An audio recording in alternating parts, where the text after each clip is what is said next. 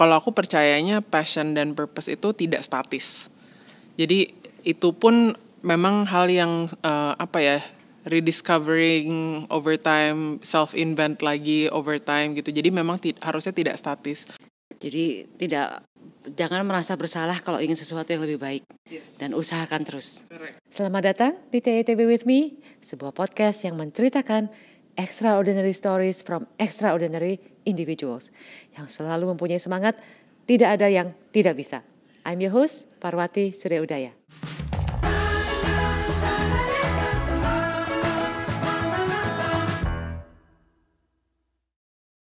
Salam TITB teman-teman. Hari ini saya kedatangan seorang perempuan hebat, muda, dan tangguh dalam menyuarakan isu-isu ekonomi lingkungan, kebijakan publik, dan sekaligus juga seorang penulis buku terkait self-improvement ya. Yes. Gak sabar ingin diskusi dan menggali pemikirannya. Ini dia Andita Firseli Utami atau akrab disapa Afutami. Betul, terima kasih. Selamat sore Bu Parwati. Selamat datang nih di TITB With Me. Terima kasih atas waktu dan kehadirannya. Supaya lebih nyaman boleh manggil Afu ya.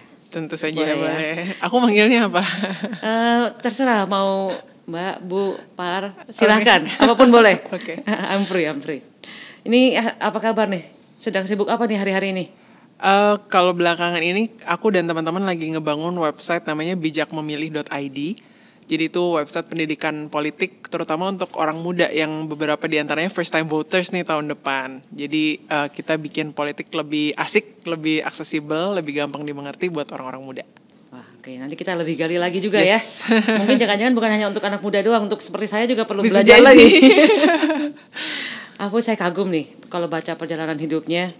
Ini kan prestasinya sejak dini ya. Beasiswanya juga di sana sini, aktif giat tadi ya, demi masa depan Indonesia juga. Satu pertanyaan muncul di benak saya, sebenarnya yang dari mana sih nih apinya, semangatnya yang membuat Afu terus membara seperti ini ya? Siapa role model Afu? Panutannya tuh siapa sih? Sehingga termasuk yang membentuk pemikiran hingga menjadi Afu yang sekarang. Pertanyaan menarik yang kadang-kadang aku juga bertanya ke diri sendiri. In terms of fire-nya dari mana? Mungkin ada beberapa hal. Yang pertama, kalau teman-teman aku suka bilangnya first daughter syndrome juga. Oh, oke. Mungkin terbiasa aku punya 2 adik laki-laki gitu. Aku anak pertama. Di keluargaku kami dibesarkan pertama dari a line of strong women juga. Jadi eyangku mungkin kalau ditanya role model, my late grandmother itu dari dulu aktif banget di desanya, di kampungnya di Cianjur gitu, menggerakkan orang perempuan yang ada di sana terutama gitu ya, termasuk transisi dari periode kita baru merdeka gitu ke sekarang gitu. Jadi aku terbiasa sama image perempuan itu wajar sekali untuk punya drive, untuk punya aktivitas passion yang dia lakukan di luar gitu. Kemudian turun ke ibuku juga sama, ibuku juga actually breadwinner of the family, main breadwinner gitu. Jadi ibuku memang berkarir gitu. Jadi aku growing up ketika tumbuh dari kecil ke besar itu menyaksikan ibuku menjalankan peran kepemimpinan juga sebagai jadi beliau bekerja di BUMN yang mengurusi pariwisata lingkungan, ekowisata gitu. Jadi terpapar dengan sering main ke hutan gitu atau spot-spot pariwisata, ekopariwisata gitulah. Dan melihat bagaimana ternyata sangat maksudnya terbiasa bahwa kita tuh we're supposed to have passion or like something that we like doing gitu. Jadi awalnya itu.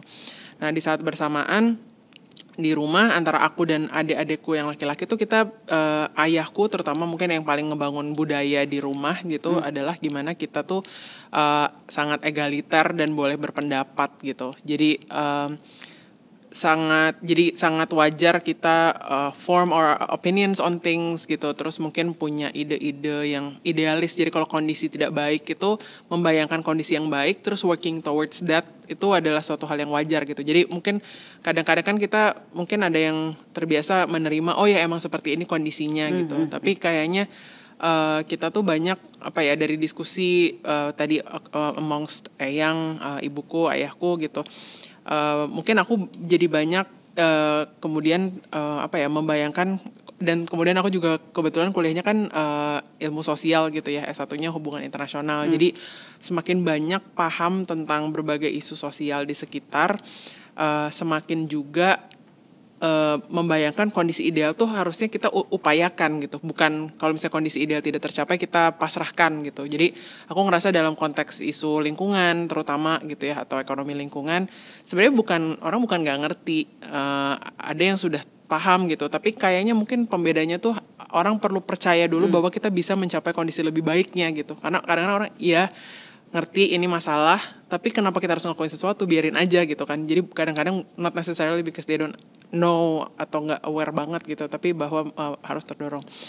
Terakhir, a big part of it is actually education, I would say. Jadi tadi kuliah gitu kan, kemudian bahwa aku tuh banyak kesempatan opportunities yang dikasih oleh universe gitu lewat beasiswa, kesempatan mengenyam pendidikan yang sangat berkualitas. Jadi a part of me agak berpikir kayak how can I pay back gitu, apa yang bisa aku kontribusikan balik gitu, karena banyak yang aku capai dalam hidup. Aku seneng banget belajar, dan aku bisa belajar lewat beasiswa itu kan berarti gratis gitu. So how can this knowledge, pengetahuan ini juga berguna untuk negara atau orang-orang yang support aku, termasuk keluarga aku dan seterusnya gitu. And finally I think it's actually katanya kan kayak find something that actually energizes you juga gitu kan. Jadi the fire, if the question was kenapa fire terus ada, mungkin karena aku memang melakukan hal yang tadi kalau care-nya ceritanya segala macam itu, tapi di jalur yang aku memang suka, yaitu sebenarnya pendidikannya gitu kan. Jadi pendidikan tentang ekonomi lingkungan, mendidik atau meraise awareness masyarakat lewat berbagai mekanisme gitu. Pendidikan tentang politik, kebijakan publik gitu. I'm passionate about teaching, I think, or kayak dari apa yang aku pelajarin aku share kembali ke luar gitu. Jadi a combination of all of that, I guess. Jadi jangan merasa bersalah kalau ingin sesuatu yang lebih baik. Yes. Dan usahakan terus. Correct. Yes. Regardless of your gender dan sebagainya. Betul. Semoga apinya terus membara dan semakin membara ya. Ini Afu masih muda kan, memang memiliki pemahaman yang matang ya terkait apa yang menjadi passions dan purpose dalam hidup. Sementara banyak orang, jangan-jangan saya juga, yang masih kebingungan membedakan antara passion dan apa purpose masing-masing. Nah, menurut pengalaman dan analisa Afu, hal apa sih yang menentukan seseorang bisa menemukan passion dan purpose dalam hidup, supaya teman-teman, para generasi muda atau siapapun juga tidak terjebak dalam wild goose chase ya, untuk terkait passion purpose mereka ini? Yes, aku suka pertanyaan ini. Jadi yang pertama mungkin kalau aku percayanya passion dan purpose itu tidak statis. Jadi itu pun memang hal yang rediscovering over time, self-invent lagi over time gitu. Jadi memang harusnya tidak statis. Aku sering bilang bahwa kita terbiasa dunia hari ini tuh dunia yang ke arah hyper specialization gitu. Jadi kayak seolah-olah kita tuh dilahirkan harusnya jadi spesialis gitu. You can only pick one passion or one purpose gitu kan. Padahal kalau kita baca sejarah gitu ya, aku suka tarik terus sampai ke filsuf zaman dulu banget. Itu zaman dulu orang-orang tuh lebih banyak yang polimatis, justru polymaths, yang bisa tertarik sama banyak hal, bisa menekuni banyak hal, dan biasanya orang-orang pinter atau orang-orang terpelajar itu justru bisa banyak hal gitu. Jadi simpelnya Da Vinci misalnya, dia suka science juga, artist juga, bisa ini juga. Jadi range-nya tuh sebenarnya bisa luas gitu. Maksudnya filsuf-filsuf pun mereka filsuf dalam misalnya pertanyaan-pertanyaan yang ya filsafat, tapi mereka juga mathematician misalnya. Mereka juga melakukan hal lain. Jadi kalau buat aku pressure dari seolah-olah kita harus specialize dan over specialize itu kadang-kadang useful, tapi bisa juga membatasi kadang-kadang, tergantung where you find yourself in the process gitu kan. Nah kalau aku sebenarnya juga kalau ditanya misalnya kayak purpose atau passionnya tuh banyak banget, makanya I never really like kalau ditanya Afu tuh apa, terus kayak kasih satu label tuh aku nggak nyaman banget, karena banyak banget hal yang aku pursue. Kayak tadi Bu Parwati di awal bilang aku nulis gitu kan, I really like writing. Menurutku menulis itu cara yang paling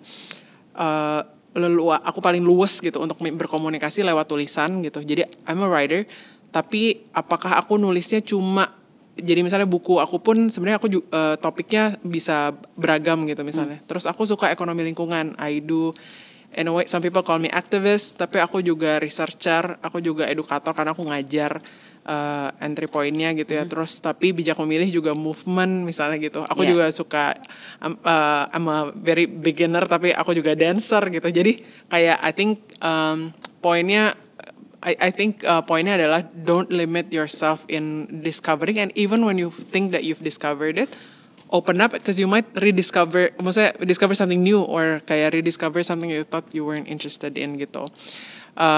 Itu secara mindset besar. Secara lebih spesifik sih biasanya akhirnya aku tuh betahnya in terms of purpose dan passion kan bisa boleh pindah-pindah gitu, tapi betahnya itu kalau ada 3 ingredientsnya. Yang satu, when you have a sense of mastery.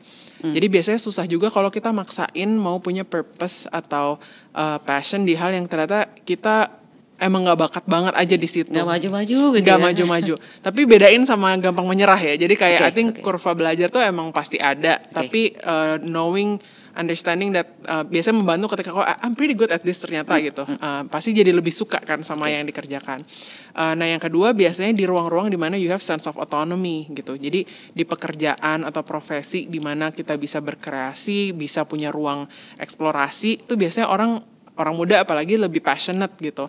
Jadi sense of autonomy. Yang terakhir sense of contribution.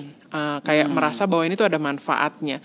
Nah sense of contribution ini levelnya nggak harus selalu ke masyarakat gitu. Artinya nggak semuanya harus aktivisme per se. Tapi even when you're in a job, in a private sector job misalnya, tapi kamu merasa berkontribusi ke misalnya perusahaannya atau tujuan dari perusahaannya, itu akan meningkatkan rasa tadi passionate terhadap pekerjaan tersebut misalnya gitu. Nah 3 hal ini juga kan sebenarnya nggak statis, balik lagi tadi gitu. Jadi kadang-kadang kayak we find kita punya sense of mastery di sini, tapi kita lagi di kerjaan yang bosnya ternyata nggak kasih otonomi.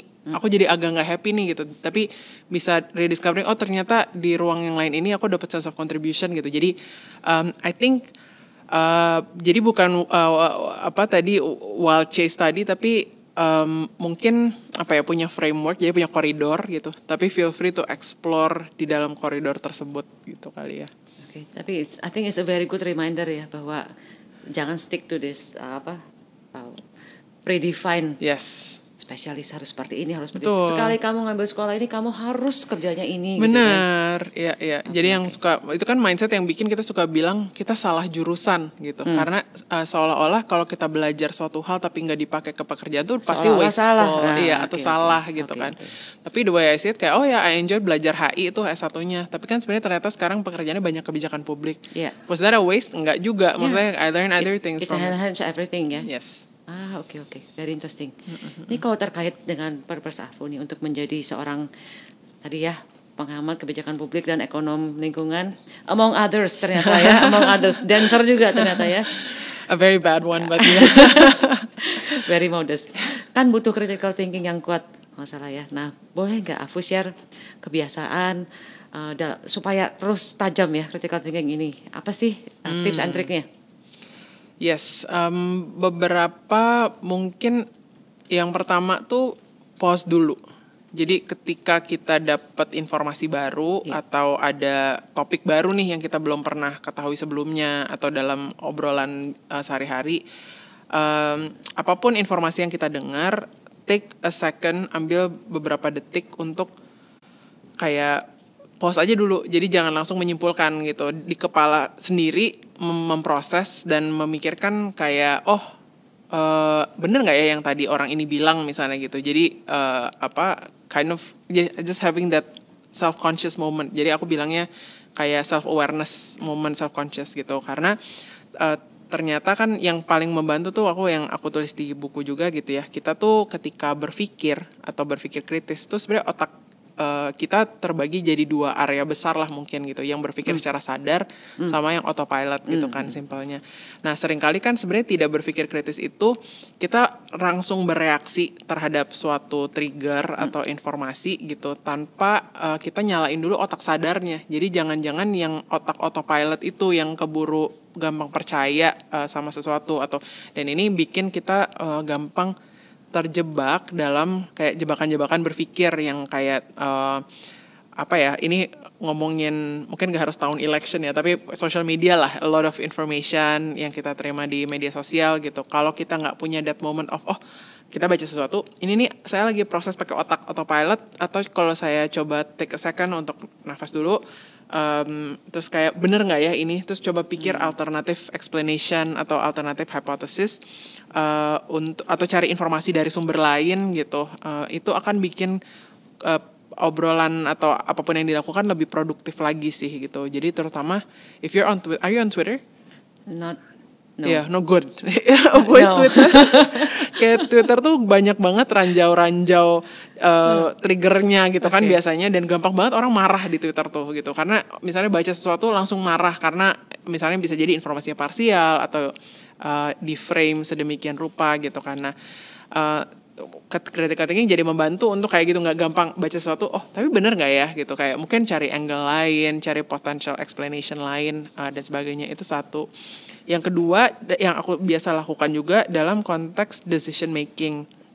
Jadi terutama ketika kita dealing dengan pilihan-pilihan, Bu Parwati. Jadi misalnya mungkin kalau dulu milih jurusan, terus kalau jurusannya udah kepilih, milih sekolahnya gitu, atau kemudian milih mau fokus kerja di mana. Mungkin kalau orang muda milenial terutama yang memasuki usia 30-an mikir apakah beli rumah, punya properti itu hal yang baik atau enggak, atau beli propertinya di mana, beli atau kontrak dan sebagainya. Itu kan proses pembuatan keputusan yang kalau kita nggak pakai otak sadar, nggak secara sistematis kita pikirin konsekuensinya, trade off-nya dari opsi-opsi alternatif, kita bisa ambil keputusan yang salah tanpa kita sadari.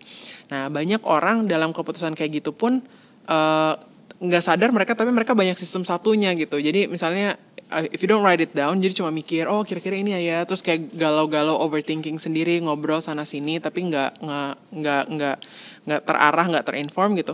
Ada satu mental model atau mungkin framework yang gampang tuh sebenarnya kayak tabel trade off aja gitu kan. Mungkin kalau zaman dulu orang tuh kayak pros and cons gitu kan, kalau opsinya satu. Tapi aku punya versi yang lebih sophisticated kayak opsi A, B, C, terus kayak kira-kira kriterianya apa ya, benar-benar ditulisin semua. And I do this exercise for myself every single time, kayak untuk keputusan-keputusan yang mungkin sifatnya cukup signifikan gitu. Dan itu sangat membantu aku untuk yang pertama merasa keputusan yang aku ambil meskipun gak pernah ada perfect decision, karena pasti and you're a leader yourself, pasti ada trade off kan, pasti ada kompromi gitu. Tapi setidaknya kamu tahu apa yang what you're letting go, nah maksudnya apa yang di trade off gitu ya untuk konsekuensi yang dari opsi yang dipilih akhirnya gitu. Dan yang kedua, kalau nanti di masa depan you second guess yourself, kayak mempertanyakan harusnya kemarin ngambil keputusannya bukan yang ini nih misalnya gitu, jadi lebih confident karena dengan informasi yang tersedia di titik when you make that decision, itu tuh udah keputusan yang paling optimal that you can make gitu, karena informasinya terbatas di titik kemarin itu gitu. Nah ini membantu banget terutama untuk yang overthinking, justru kayak aku juga gitu. Jadi kadang-kadang aku udah ngambil keputusan A, terus suka galau lagi kayak jangan-jangan harusnya B gitu. Tapi when I look at my table, I can actually show you an actual table gitu.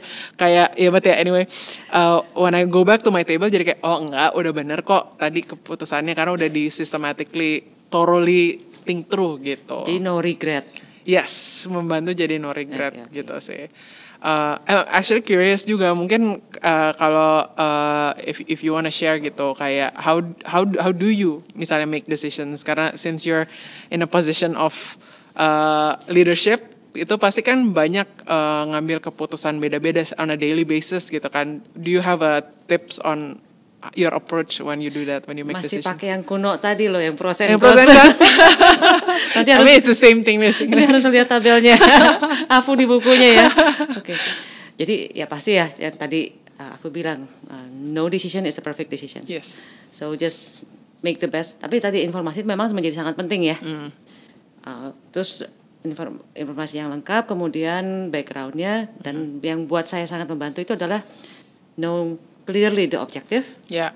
Jadi buat keputusan ini untuk apa sih? Tujuannya apa? Sehingga apa sih yang paling mau dituju? Bukan hanya untuk short term, especially on the long term. Dan dengan itu kita bisa lebih membuat keputusan yang lebih balance, hopefully. dan juga lebih holistik lah ya. Yes. Gitu loh. Yes. Tapi Great. ya, I love those tables juga. Iya. Basically itu tabelnya adalah pros and cons, tapi kalau opsinya lebih dari 2 kali ya. Maksudnya pros and cons biasanya opsinya 2 kan. Sometimes you have like 5 different options. Kadang saya pakai itu juga yang apa diagram tree ya. Oh, kalau ini yes, terus kalau yes. ini kamu I love those things juga. Yes, exactly, ngebantu banget. Dan kalau mumpet di kepala tuh breaking it down gitu tuh jadi jelas kan. Kenapa ini? Oh ini konsekuensinya apa? Ini dampaknya apa? Worstnya apa? Yes. Ya, so dan ngomong critical thinking juga tadi menarik ya. Kayaknya mungkin setidaknya di masa yang lalu ya, mungkin masih di lebih tidak, maksudnya we are not supposed to challenge things, like so we are not supposed to question things. Right. Jadi kalau diberitahu sesuatu, terima, itu pasti benar gitu kan. Betul. Membaca sesuatu, udah masuk media pasti udah Pasti benar benar. gitu kan. Padahal actually it's okay to challenge, it's okay to question, right? Bahkan we have to question. Malah have to question. Dan benar banget bahwa itu juga produk dari kebiasaan kalau aku terutama mungkin sistem pendidikan juga kan, di sekolah kan lumayan satu arah, artinya gurunya bilang sesuatu terus kita terima instead of dialog. Ada sih beberapa guru yang aku sangat hormat karena mereka go above and beyond, artinya sebenarnya nggak dibutuhkan tapi mereka suka memulai diskusi di ruangan, dan itu sangat ngaruh banget. Dan aku ingat debating competition tuh justru lumayan jadi ruang exception. Jadi kalau di ruang kelas kan nggak boleh ngedebatin atau bertanya gitu. Tapi aku ingat awal-awal belajar debat itu rasanya tuh nggak nyaman banget karena kadang-kadang kita harus berada di posisi yang mendukung statement yang kita nggak setuju, atau sebaliknya kita menolak statement yang kita setuju gitu kan. Tapi at its core kan sebenarnya itu belajar yang paling pertama bahkan berempati sama posisi seberangnya gitu ya. Terus yang kedua secara rasional membangun argumen atau nyari data yang bisa jadi nggak sesuai dengan confirmation bias kita di awal gitu. Nah, tapi gara-gara itu jadi biasa aja sekarang dengan orang punya opini berbeda tuh. Oh ya bisa jadi kayak that could be part of the story as well gitu. Cuma kan tentang gimana kita optimize tadi kan dengan maksudnya nggak ada best option biasanya di ruang-ruang yang ada opini beda-beda ini, tapi ya gimana kita mengoptimalisasi dari opsi-opsi yang ada gitu. Oke. Saya jadi ingat cerita juga kalau tadi ngomong anak saya yang paling besar itu sempat mogok sekolah waktu dia di TK kecil gitu. Mogok sekolah, wah udah diapakan juga, pokoknya nggak mau sekolah, dia diem aja, nggak dikasih makan nggak apa-apa, nggak dikasih mainan nggak apa-apa, nggak boleh keluar kamar nggak apa-apa gitu loh. Dan akhirnya saya saking menyerahnya ya udah akhirnya pindah sekolah. Pindah sekolah. Dan years later saya baru tahu sebabnya kenapa. Saya nanya kan, kenapa kamu dulu sebetulnya kok nggak mau sekali sekolah di sekolah itu?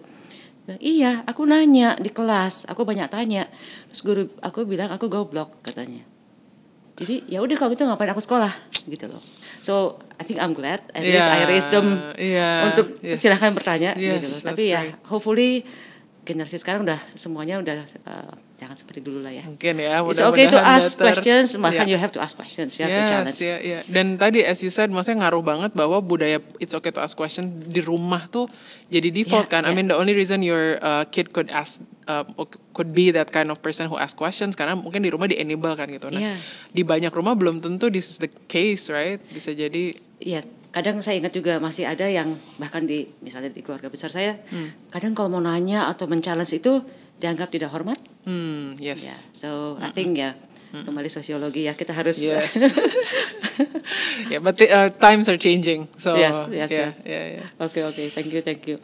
Ini saya pernah dengar juga di salah satu wawancara bahwa Afu senang jadi translator ya, jadi jembatan nih kayaknya ya, menerjemahkan perspektif kepentingan antara ekonomi dengan ahli lingkungan ya, kemudian juga menerjemahkan terminologi yang biasanya itu rumit banget tapi Afu bisa begitu menariknya, begitu mudahnya dicerna di konten digital ya. Kemudian supaya tentunya semuanya relevan juga ya, kebijakan publik, bagaimana bisa relevan dengan generasi muda dan sebagainya. Dan kalau nggak salah ini juga yang mendasari Afu untuk membangun think policy, kemudian bijak pemilih ini ya. Nah setelah sekian lama menjalaninya, apakah sudah cukup puas satu dengan progresnya? Kedua, Misalnya nih, aku tiba-tiba ketemu lampu ajaib. Wah. Di GoSap bisa memberikan 3 wishes. Oh wow. Apa yang akan aku minta untuk bisa semakin mengakselerasi program tersebut. Wow. Ini wishnya nggak terbatas nih, bisa apa aja ya kan? Iya. I shall not limit my options. Mungkin yang pertama in terms of udah puas atau belum tadi ya.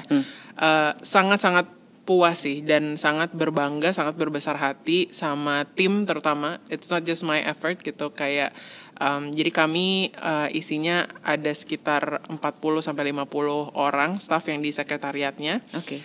Sekitar mungkin 100-an atau sampai 200-an kalau ditambah jaringan experts dan volunteer kami gitu, dan secara komunitas almost mungkin 5,000 yang pernah ikut aktivitas, terus social media followingnya about 40,000. Wow.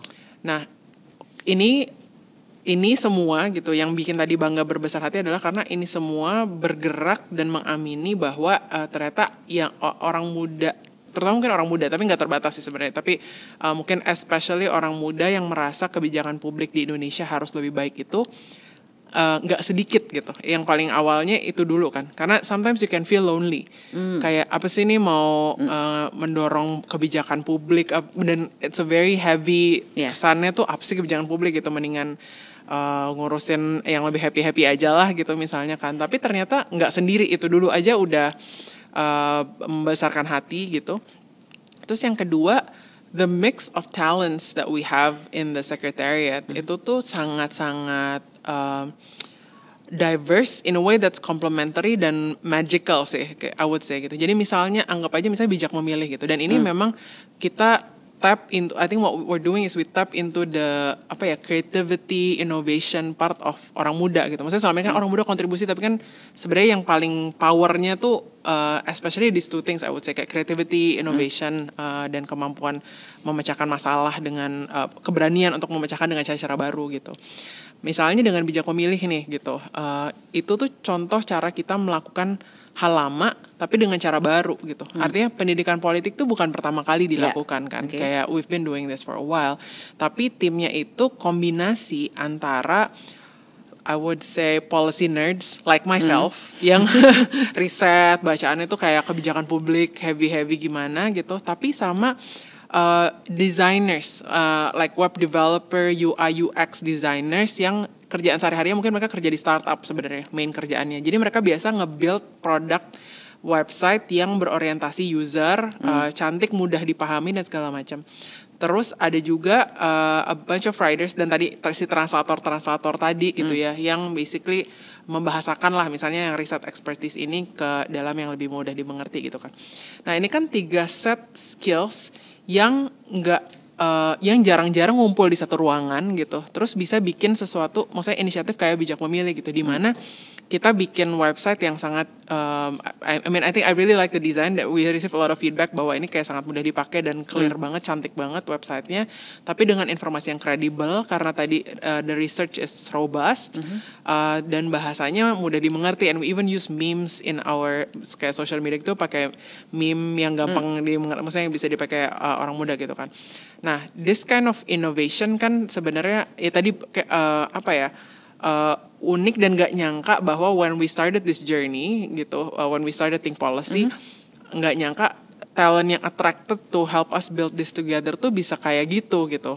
Karena kan tadinya ide aneh sendiri aja gitu. Oh, we need to do something on public policy, tapi dengan cara-cara yang kreatif gimana ya gitu.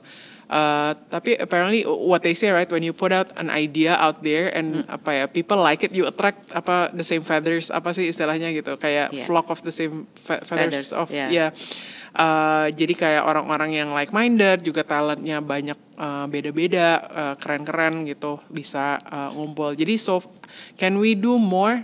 Definitely, but with the resources that we have, very modest resources that we have, I think we've achieved so much, maksudnya so far in terms of the activities. Tadi bijak memilih cuma contoh, we also do classes, public policy classes, jadi banyak yang bilang mereka jadi lebih belajar dan ngerti tentang kebijakan publik, our social media content juga, kita bikin banyak dialog, forum, dan we build a community across setidaknya 26 provinsi. Ini alumni-alumni itu banyak yang kerja, Bu Parwati, di pemerintah daerah atau kementerian dan lembaga dan institusi lain. Jadi ini tuh profesional muda yang biasanya kan kalau kita mikir orang muda tuh di luar sistem ya. Maksudnya dianggapnya cuma orang muda yang ya belum lulus. Itu juga penting banget buat di engage. Tapi we feel like we wanna focus and double down on orang muda yang udah di dalam sistem karena they're on a path untuk mempengaruhi influencing decision making gitu. Nah kalau mereka dipersiapkan, dibikin himpunannya, ruang belajar dan bergerak bersamanya tuh, it can go a long way gitu. Dan aku terutama banyak baca historical fiction and history. I really like Indonesian history gitu. And what I really miss, I feel like I really want to go back to those times tuh. Ada ruang-ruang berhimpun untuk intelektual yang punya ide-ide besar untuk negara gitu. Kayak I feel like angkatanku tuh banyak yang diarahkannya untuk jadi entrepreneur. There's nothing wrong with that. We need the entrepreneurs in the room to create jobs, and there's a lot of innovation that they're doing. And in a way, I'm also enterprising through Bikin Think Policy. Tapi in a sense of kayak where are the people with big ideas gitu, with the big solutions, the big vision for the country. Orang-orang muda yang kayak gini. Sekarang kan misalnya kalau mereka masuknya dari aktivisme justru biasanya nggak diajak masuk ke sistem, malah dianggap gitu. Jadi ruangnya nggak ada. Nah jadi we the co-founders and I built Think Policy to create that space basically gitu. Apakah ini for now kita bisa measure tuh mungkin impact short termnya lah ya, people think they learn something new segala macam. Nah tapi memang namanya perubahan mental, perilaku, attitude itu kan jangka panjang ya gitu. Jadi I mean I'm looking at 10 years down the line gitu, kayak hopefully this can be a start to build a momentum di mana makin banyak kebijakan publik tuh jadi hal yang sangat wajar buat didiskusiin, lebih banyak yang peduli, dan orang-orang muda terutama yang di dalam sistem tuh makin ngerasa terempower untuk do something differently. Karena a lot of them feel stuck juga, Bu Parwati. Jadi kadang-kadang mereka ngerasa I'm a reformist, I wanna do change, make my institution better, but I'm such a small cog in this big machine gitu. Jadi kita mau ngumpulin yang ngerasa kecil-kecil itu supaya kita ngerasa lebih empowered bareng-bareng gitu. Now your second question, which is a lot more interesting, the 3 wishes. Kalau misalnya bisa punya gitu, I think yang pertama, I think I'm grateful that Indonesia is a democracy despite banyak kekurangannya gitu, banyak cukup signifikan. Tapi I think my first wish would be for us to have better democratic institutions-nya sih gitu. Jadi maksudnya apa? Again, there's a lot of progress since 98 gitu. I think we need to acknowledge that. Tapi pada saat bersamaan, misalnya, it would be great to have more transparent mechanism, transparent political processes. Gimana caranya misalnya partai-partai itu lebih aktif jadi ruang ramah yang transparan untuk orang muda tuh bisa participate, yang orang muda dengan ide baik tuh bisa masuk dan actually ngedrive policy dari dalam dengan memang benar-benar terbuka gitu kan. Sekarang kan ya gitulah, nggak usah dibahas, tapi masih banyak I think what we can do in that space gitu. Jadi yang pertama more transparent democratic institutions kayak partai-partai misalnya, atau juga kementerian-kementerian lembaga gitu, meskipun banyak yang udah bagus banget. The second one would be for critical thinking to be mata wajib. Iya gitu, kayak the default. I mean, dan dia nggak harus jadi mata kuliah wajib sih, dia menurutku lebih kayak kendaraannya kan, attitude. You can learn everything with a critical mindset gitu. Jadi ya bisa jadi dia mata pelajaran sendiri, tapi bisa jadi lebih kayak pengen guru-guru lebih membuka ruang for that kind of dialogues di ruang kelas gitu, dan mengembrace perbedaan, if anything to celebrate different opinions and how itu tuh wajar gitu, karena itu ngaruh, akhirnya kan itu jadi budaya gitu. Kemudian budaya juga terjemahkan ke dalam kebijakan publik, maksudnya ke dalam ruang-ruang publik lah setelah mereka lulus, setelah mereka bekerja gitu. Jadi itu mindset yang sangat mengakar gitu kan. Karena mulai dari situ kita akan mendapat pemimpin yang lebih terbuka sama kritik dari bawahan misalnya, lebih atau enggak yang nggak gampang tersinggung, tapi jadi proses kita bisa punya konflik-konflik yang lebih produktif gitu. Last one, because my focus is at the end of the day also the climate crisis, climate change.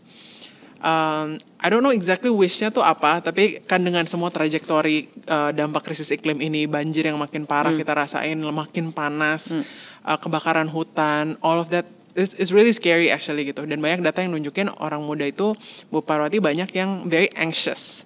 Like climate anxiety is a real momok gitu ya, sebuah challenge gitu.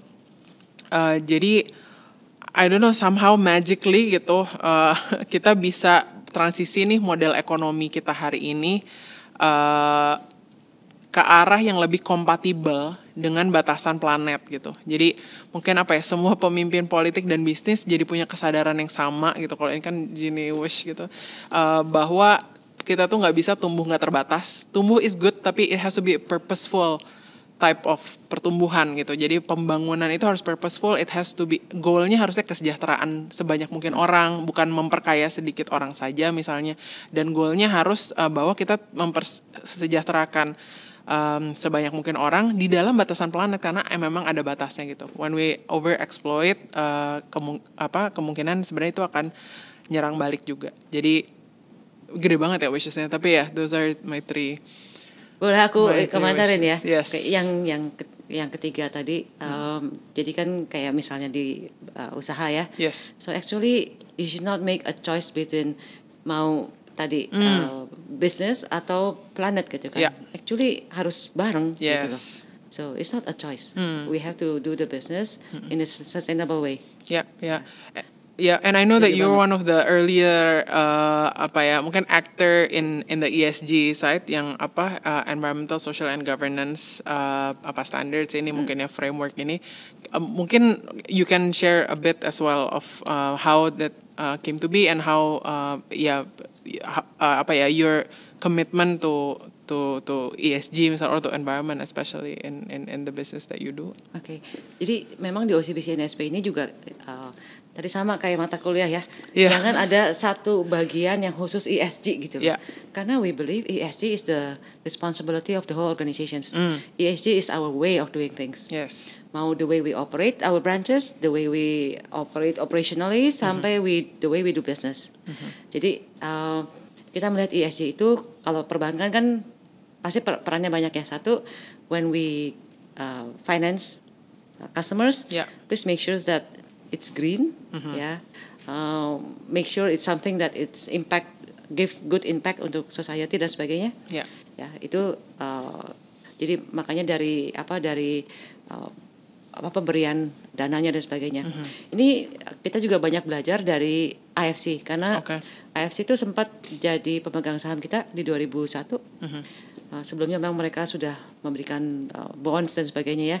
Nah, dari situ kita sudah diajari disiplin bahwa kita sebagai institusi itu harus bertanggung jawab. Kalau memberikan pinjaman, make sure customer-nya punya laporan lingkungan yang responsible, tidak merusak lingkungan dan sebagainya. Jadi itu sudah dari more than 20 years ago, is part of our way of doing things. So that's why it comes quite naturally to us, including governance sides juga ya. Jadi dari dulu pun kita sudah selalu dicuci otak bahwa hey, this is the way to do proper governance and all. Dan buat kita yang menarik juga rasanya bukan hanya kan ESG ya, bukan hanya I dan G-nya aja, tapi S-nya juga very crucial. Karena negara developing seperti Indonesia pasti punya masalah lebih hanya dari green, tapi juga sosialnya, termasuk gender inequality dan sebagainya. I think it's still an issue. Jadi we are all very passionate on that. Jadi kalau tadi ya financing, green financing pasti. Termasuk gender financing. Jadi kalau tadi yang green financing, we are the first bank in 2018 untuk terima green bond dari IFC World Bank. Kemudian 2020 we are the first bank juga untuk terima gender bond. Jadi memang financing khusus for women SME. Great. Okay. So that's on the financing side. Udah quite clear. Tapi on the other side juga we try to encourage now bahwa hey, when customers wanna invest their money, I think maybe better also to provide green alternative investments kan. So tapi we are still starting. Tapi kalau ngomong social sides and all, I think the organization juga is very gender equal. Ya, dari from organizationnya juga, leadership semuanya gender equality-nya is clear sih. Jadi I think we are blessed to have an early start lah ya. So we don't want to do ESG itu because regulation say so. Yeah. Because we believe it's a good things for the Yes. societies ya. Yeah. Kalau judulnya apa? ESG itu kan is not by regulations tapi it's smart business. Yeah, it's not a choice. You do it because it's good for business. Yes. Kita ingat waktu baru-baru ini kita tahun lalu kita resmikan gedung kantor pusat kita yang baru. And it's a green building. Okay, it's a green building. Yes. Waktu pertama di proposalnya, waktu buat budget, Yeah. terus kan yang punya proyeknya nanya, ini kalau dibuat green building biayanya lebih mahal lagi tuh 25% gitu kan ya. Terus kan oke, terus kapan akan kembalinya? Oh, in 3 to 5 years udah pasti break even. After that then it's better kan. So who said it's a choice gitu loh. Right. Just don't look at the today's, Yes. tapi look at the longer terms. Yes. So to us it's not a choice. Yeah, oh that's great. Dan bener banget. Jadi maksudnya some of those trade-off sebenarnya cuma masalah future discounting mungkin ya. Jadi tadi kayak sebenarnya banyak keputusan yang baik hari ini dalam konteks tadi lingkungan dan ekonomi ini dianggap di discount gitu karena baiknya baru datangnya X years misalnya gitu kan, seolah-olah karena nggak direct jadi dia di value less dan harusnya gitu kan. Whereas smart leaders as you said gitu harusnya kan you think long term for the institution gitu. Jadi kayak some of these things actually make sense. Why do you think? So I'm glad you're on the leadership in this case, right? You make it seems like good decisions, but why do you think this is not the default for other leaders? Not yet. Not okay. Remember we got exposed already with IFC since more than 20 years ago. Yeah. Waktu awalnya juga kita bilang, aduh, so how can we compete yang with others dong? Including sekarang juga ya. How can we compete with other banks? Other banks masih bisa finance ini, masih bisa finance itu.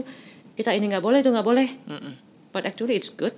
It's forced us to find a better way of doing it. Yep. Ya, jadi ya tadilah kalau kita melihatnya jangka panjang harusnya everyone will go into that direction. Eventually, hopefully ya. Terus sama lah kayak tadi kan awalnya awareness dulu. Yeah. After we see, we learn. Oh iya ternyata ya.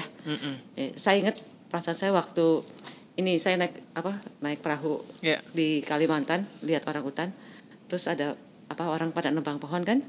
Terus anak saya nanya, Mom, those are not your customers, right? You don't finance them, right? So remember those feelings? Yeah. I remember also waktu my kids bilang, Mom, generasi mami itu gila ya, ngerusak lingkungannya luar biasa. What are you guys leaving me with? So I think those things, small things yang harusnya juga wake everyone ya. Yeah. Oh, I'm so touched. I think exactly like those moments of intergenerational disconnectedness kan sebenarnya a lot of it actually is driving what's happening. Tapi as you said, when you have a home where kayak you allow your children to have critical thinking gitu, akhirnya mereka bisa nanya dan jadinya diskusi ini kan sebenarnya mengingatkan tadi kayak this is the right thing to do. Sometimes you just forget that even like maksudnya the future is not that far and it's affecting directly the generation after you gitu. Yes. Yeah. Dan tadi juga kalau boleh relate to your second wish. Yeah. Critical thinking to be like the fundamental lah ya. In fact, in day-to-day organizations di OCBC NSP juga we are trying to encourage that. Jadi we try to promote psychological safety. Right. So people speak up, Yes. people can question their atasan ya, mempertanyakan policy. So we are in the middle of building that also. Yeah. So I think it's good to start this from the early days ya. Yes. Definitely. Oke, kalau boleh lanjut nih ya. Yes. Kalau boleh tahu dalam perjalanan hidup Afu, apa sih momen yang menjadi turning point dalam hidup terkait dengan hal yang menjadi purpose Afu sekarang ya? Boleh di-share nggak sih apa sih yang menjadi tidak ada yang tidak bisa momen TAYTB momen Afu ya? Maybe when you were in your lowest point gitu ya, atau waktu umur 6 hilang di gorengan. Gitu ya. Oh, dibaca ternyata. Yeah, so I would say a lot of it tuh hal yang secara gradual, jadi moments, exposure dikit-dikit dari kecil yang secara gradual. Jadi misalnya aku terpapar sama hutan, sama isu lingkungan dikit-dikit gitu. Tapi I would say kalau harus milih satu turning point puncaknya, itu adalah waktu aku baru aja lulus kuliah. aku kerja awalnya jadi magang dulu di sebuah institusi riset penelitian ekonomi lingkungan. Aku diminta berangkat ke sebuah wilayah di Kalimantan, Desa Sungai Itik, deket Desa Sungai Itik gitu ya, di mana kita mau riset apakah kondisi kehidupan masyarakat di sekitar sebuah perkebunan yang baru dibuka di situ lebih baik atau lebih buruk. Dalam perjalanannya aku diundang, jadi kebetulan jadi ada satu suku Dayak Iban di sana, dan di situ tuh lagi musim panen, jadi lagi gawai gitu. Dan mereka kalau panen memang sering yang ngundang, ada perayaan di rumah segala macam. Aku dan rekan aku dari organisasi penelitian yang sama diundang di rumahnya panjang banget, semua keluarga tinggal di situ, satu bilik masing-masing. Kita duduk gitu, terus semuanya ada gelas gitu di depannya gitu ya, disuguhkan atau diisikan semacam minuman tradisionalnya di sana gitu ya, satu persatu diisi gelasnya. Yang aku bingung, aku kira abis diisi itu kan langsung minum gitu, tapi ini semuanya yang ada di situ tanpa terkecuali, tanpa aba-aba, berdiri bareng-bareng terus ngantri di samping jendela. Kan aku bingung ya sebagai city girl yang kayak nggak baru ke daerah situ, terus kayak ini ngapain ya gitu, kok sayang malah dibuang airnya gitu. Terus teman aku bilang udah non, ikutin aja gitu. Oke. Aku ikut buang juga, tapi abis udah selesai itu semua orang antri di samping jendela itu untuk dibuang keluar jendela airnya gitu. Jadi terus kan aku mikir kayak what a waste gitu, why would we throw that away. Udah selesai semuanya, duduk lagi, aku tanya, kenapa ya, kenapa harus dibuang gitu kan, sayang minumannya gitu. Terus dibilang karena Mbak Afu, sebelum memberi makan manusia kita harus memberi makan tanah. Jadi they have ritualized that belief into physical ritual, literally kasih minum tanah dulu gitu sebelum manusia bahkan meminumnya.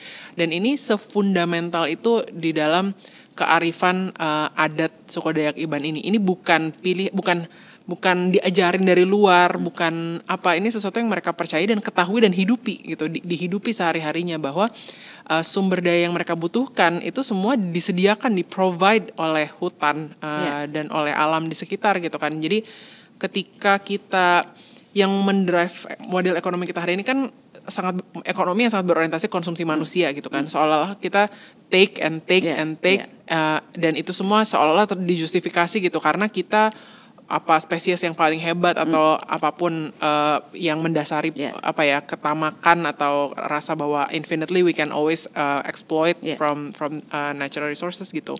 Tapi di titik itu untuk pertama kalinya aku kayak ada kebijaksanaan yang lebih tinggi gitu, yang bahkan melihat manusia sebagai bagian dari ekosistem yang lebih besar gitu. Kita tuh cuma satu spesies di dalam berkaitan dengan berbagai ekosistem lain ini, dan sombong sekali manusia yang paling muda datangnya kalau ngomongin spesies ferns, jamur-jamur, binatang yang lain gitu yang jauh lebih tua eksistensinya, yang kita yang paling baru, tapi kita sudah mengubah muka bumi sebegitu ekstrimnya. Kita gali gunung-gunung, kita tebang hutan-hutan, kita gunduli dan sebagainya gitu kan. Jadi di titik itu tuh momen dimana aku yang enggak. Jadi orang tua aku tuh bukan hippie lingkungan juga. Maksudnya as much as ibuku ekowisata, itu tetap mindsetnya wisata ekonomi yang mendatangkan ekonominya lah gitu kan. Enggak hippie trihager gimana gitu. Tapi di titik itu pertama kalinya aku kayak di challenge cara berpikir aku biasanya, dan jadi mulai terbuka, dan setelah itu banyak baca hal lain gitu ya, langsung mulai memikirkan sebenarnya gimana ya kita perlu meredefinisikan ulang relasi manusia sama lingkungan. Apakah dengan kita remove ourselves dari nature, apalagi kalau di Indonesia tuh nggak terbiasa pergi ke nature gitu ya. Jadi maksudnya liburan ke alam tuh jarang atau jauh dan susah. Maksudnya yang punya privilege mungkin pergi gitu ya. Tapi when you do have that opportunity kan, aku di opportunity aku merasa itu a whole other level of spiritualism kan. Kayak you feel like you belong, kayak you see misalnya oceans before you, atau apapun itu, stars, hutan, pohon-pohon tinggi kalau naik gunung, manjat gunung gitu.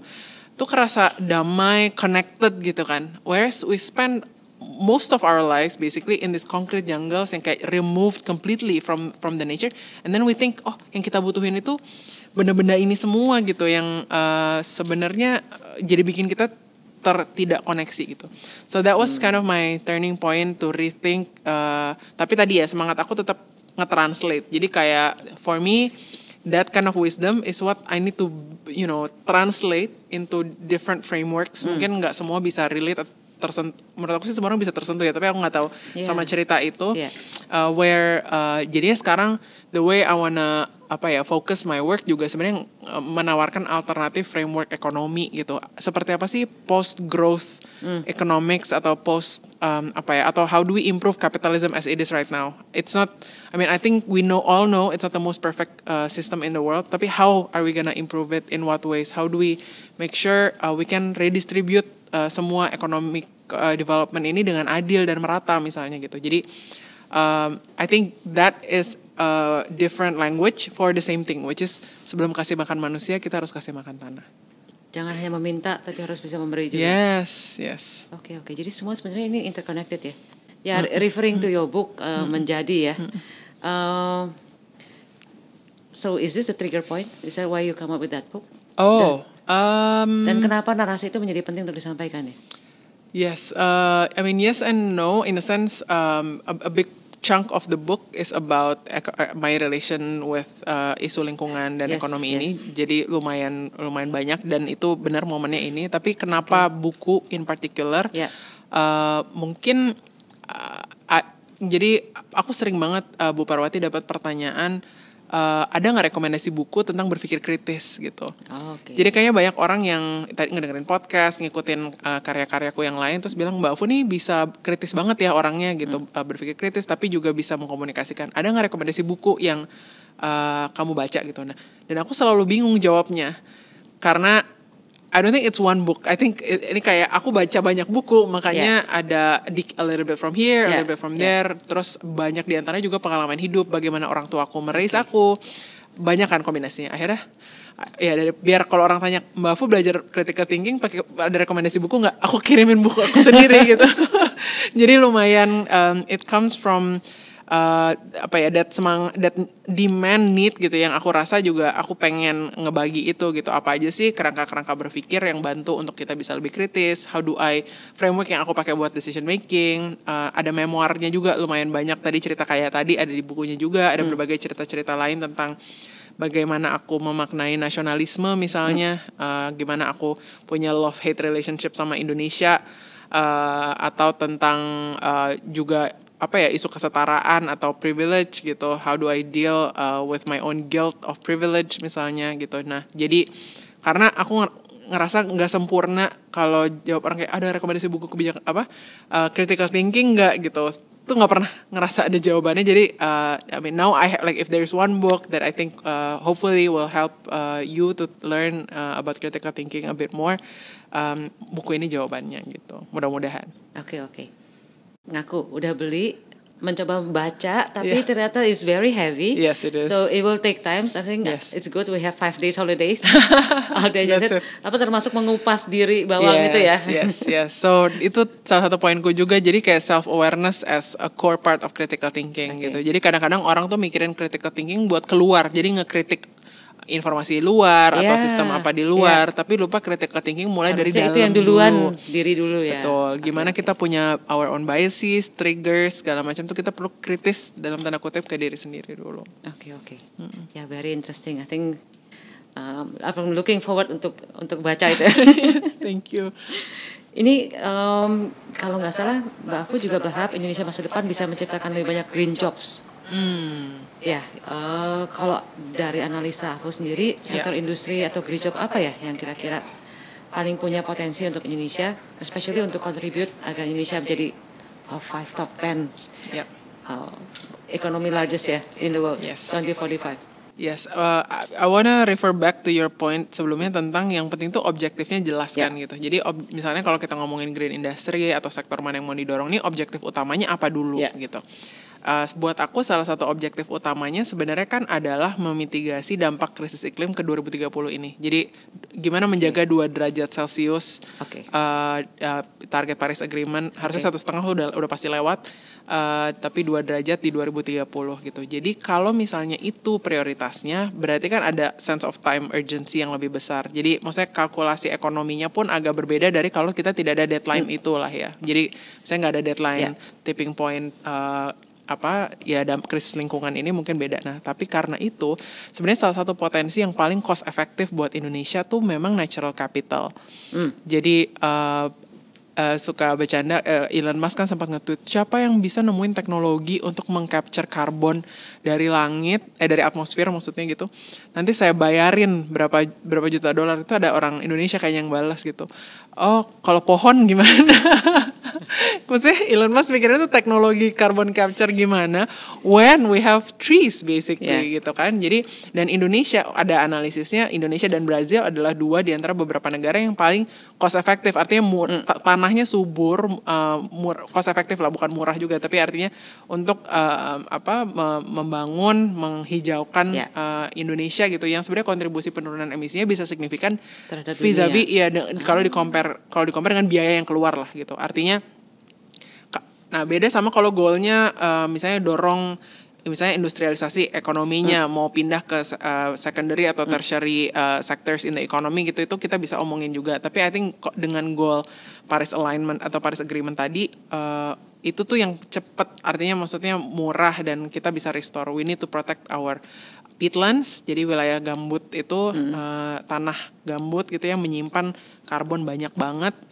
How do we protect dan menjaga tingkat kebasahannya supaya karbonnya nggak lepas gitu kan. Jadi di banyak tempat tuh pengeringan gambut segala macam, dan tahun ini tahun El Nino, Bu Parwati, jadi ada resiko kekeringan yang bikin kebakaran hutan kan tiap 4 tahun kita biasanya. Ini terakhir 2019, sebelumnya 2015, so 2023 is another cycle. It's the next one. Jadi gimana caranya kita mastiin tahun ini kebakaran hutan tuh nggak terjadi, karena once itu terjadi tuh overdrive banget, emisi Indonesia jadi jauh lebih tinggi daripada negara-negara industri yang paling industrialized gitu bahkan gitu. Jadi saking besarnya. Jadi I think the let's say forestry and land use and land sector lah, itu should be the primary ini. Nah, sekarang tuh banyak yang explore apakah ada kesempatan ekonominya gitu kan. Maksudnya kalau kita jagain hutannya, tapi kan itu selalu dianggapnya itu trade off dibandingkan dengan kalau dibuka dan monoculture gitu. Nah, sebenarnya banyak banget, dan banyak teman-teman aku juga di space ini yang mencoba mencari alternatif tersebut. Artinya mungkin kalau dicari competitiveness lawan benar-benar industrialized monoculture, ya mungkin nggak sekompetitif. Maksud aku misalnya sawit atau opsi-opsi lainnya mungkin emang nggak sekompetitif itu economically gitu kan. Tapi kan tadi balik ke objektifnya, is it just economic output atau sebenarnya kita punya kepentingan yang lain. Nah, kalau di dalam konteks keseluruhan, kalau lebih holistik ngelihat dampaknya, opsinya banyak gitu. Agroforestry misalnya, jadi gimana kita memakai lahan-lahan hutan tanpa dibuka sepenuhnya untuk monoculture, tapi kita tetap ada produksi pertanian. Non-timber forest products, jadi produk-produk turunan hutan lain yang nggak necessarily harus buka hutannya gitu, tapi obat-obatan, madu, kopi, segala macam itu, how do we build that misalnya industri gitu. Selanjutnya juga bahkan kegiatan konservasi itu sekarang tuh banyak payments for ecosystem services namanya. Jadi basically even the international world recognizes that they need us to protect our forest, and they benefit kalau kita protect our forest kan. Jadi ada satu, setidaknya ada actually more than one. There's a few skema pendanaan lah gitu, termasuk salah satunya dari Bank Dunia yang basically payments yang dibayarkan ke pemerintah Indonesia kalau kita berhasil menjaga hutan misalnya X hektar gitu. Jadi itu directly economic, maksudnya ada economic benefits direct ke pemerintah. Pertanyaannya tinggal gimana uang itu kemudian turun ke masyarakat di sekitar hutan yang menjaga hutannya juga gitu kan. Itu PR-nya ke depan gitu. Dan atau ini masih banyak pertanyaannya, tapi ya pasar karbon lebih luas lah, carbon financing lah kalau bukan pasar karbon, artinya ruang-ruang buat itu gitu. That's one sector. Nah, but if you wanna explore secondary sectors juga, maksudnya sektor yang industri gitu, I would say that the focus, kalau balik lagi kalau ke masalahnya gitu ya, fokusnya should be around promoting circular economy-nya sendiri gitu. Jadi kayak how do we focus on atau reshape the economy untuk fokus ke sektor-sektor yang banyak pakai ulang dan daur ulang, terutama pakai ulang sih. Jadi banyak industri-industri yang dulu zaman saya masih kecil tuh pakai ulang, tapi sekarang tuh malah sekali pakai gitu. Jadi itu banyak banget ruang di mana soalnya industri plastik juga lumayan signifikan misalnya kontribusi emisinya gitu ya. Itu bisa di support. Dan selanjutnya tentu saja energi baru, energi bersih renewables gitu. Jadi nah ini tuh analisisnya masih beragam. Banyak yang ngerasa solar is the answer karena solar itu padat karya gitu. Bukan cuma buat pasangnya tapi maintenance after tuh bisa memperkerjakan banyak orang. Ada beberapa estimasi Bank Dunia dan lainnya terhadap berapa jumlah pekerjaan yang bisa di-create dari solar panels misalnya. Tapi ada yang bilang tapi nggak se-reliable misalnya sama usia geothermal. Tapi geothermal tuh eksplorasinya mahal biayanya. Ada yang bilang opsi lain mikrohidro is another popular one gitu kan. Nah, opsi-opsinya banyak. Kalau aku percayanya pada solusinya itu boleh decentralized based on potensi masing-masing geografi spesifik gitu. Jadi I don't think it's one silver bullet solution gitu, tapi tergantung daerahnya. Dan sebenarnya energi terbarukan ini membuka kesempatan untuk wilayah Indonesia yang jauh dan tidak terkoneksi ke grid utama untuk bisa. Kadang kan misalnya pasang solar panel tuh bisa sekecil mungkin, jadi maksudnya nggak harus solar farm yang kayak gede banget gitu, atau PLTU kan termasuk yang harus besar, soalnya ada gridnya kalau batu bara gitu. Jadi banyak ruang-ruangnya. Nah sekarang permasalahannya a bit complex because when it comes to misalnya kayak solar dan sebagainya itu memang ada part-part yang dibutuhkan untuk misalnya solar panel dan sebagainya itu yang Indonesia belum punya teknologinya atau belum kompetitif. Artinya kalaupun Indonesia mau assemble sendiri akan ada parts yang harus diimpor dari luar gitu. Nah sekarang sebagian yang misalnya lumayan against gitu argumennya adalah harus local content requirement gitu kan. Tapi ya itu ruangnya gitu, karena sebenarnya mungkin ada mekanisme transisi kali ya. Jadi it shouldn't be that we're stopping per se, tapi sambil sambil transisi sambil dikembangin teknologi punya Indonesia sendiri gitu. Sebenarnya bagus kalau udah berkembang juga dari sekarang. I don't know, there's opinions around that juga gitu. Nah tapi overall, dan tadi yang land use base tadi juga lumayan padat karya kan, karena sangat oriented di lapangan gitu. Maksudnya bukan machineries gitu.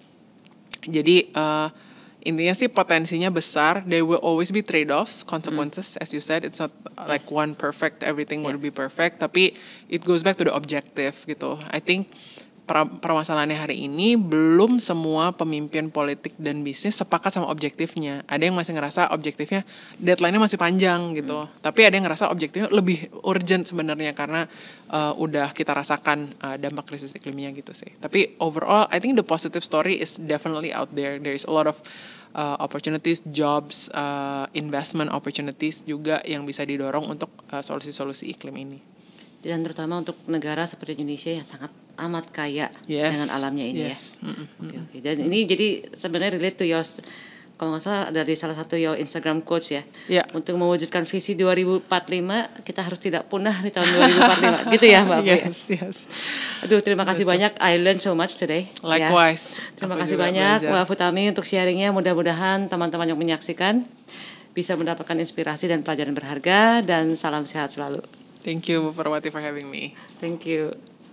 Terima kasih sudah mendengarkan podcast TITB with me. Leave your comment atau feedback di Instagram saya @parwati_suryaudaya. Sampai jumpa di podcast selanjutnya, dan live your life dengan semangat. Tidak ada yang tidak bisa.